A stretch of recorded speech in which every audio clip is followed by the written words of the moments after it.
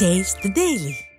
கிருஷ்ணகிரி மாவட்டம் ஹோசூர் அடுத்த கெலவரப்பள்ளி நீர்த்தேக்க அணையில் இருந்து தென்பெண்ணை ஆற்றில் செல்லும் நீரில் குவியலாக பொங்கி செல்லும் ரசாயன நுரையால் விவசாயிகள் கவலையடைந்துள்ளனர்.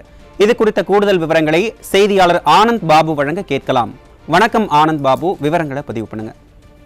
வணக்கம் அருண். ஒசூர் அடுத்த கெலவரப்பள்ளி நீர்த்தேக்க அணைக்கு தொடர் மழையின் காரணமாக நீர்வரத்து சற்று அதிகரித்திருக்கிறது. கர்நாடக நீர்பிடிப்பு பகுதிகள் மற்றும் ஒசூர் பகுதிகளில் சில தினங்களாக மழை பெய்திருக்கிறது.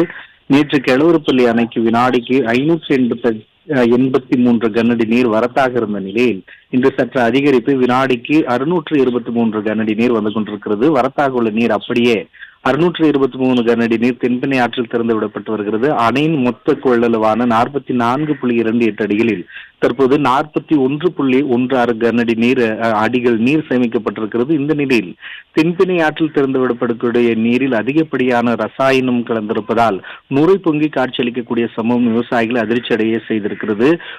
குவியலாக காணப்படும் இந்த நுரையானது காற்றில் பறந்து அருகே இருக்கக்கூடிய விளைநிலங்கள் மற்றும் அணையின் பிற பகுதிகளுக்கும் சூழ்ந்து வருகிறது.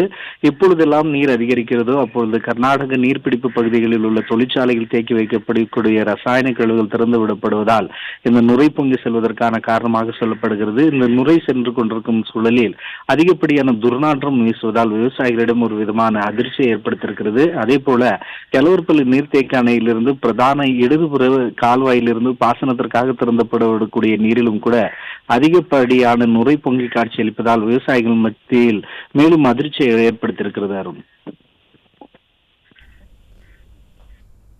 விவரங்களை வழங்கியமைக்கு நன்றி ஆனந்த் பாபு.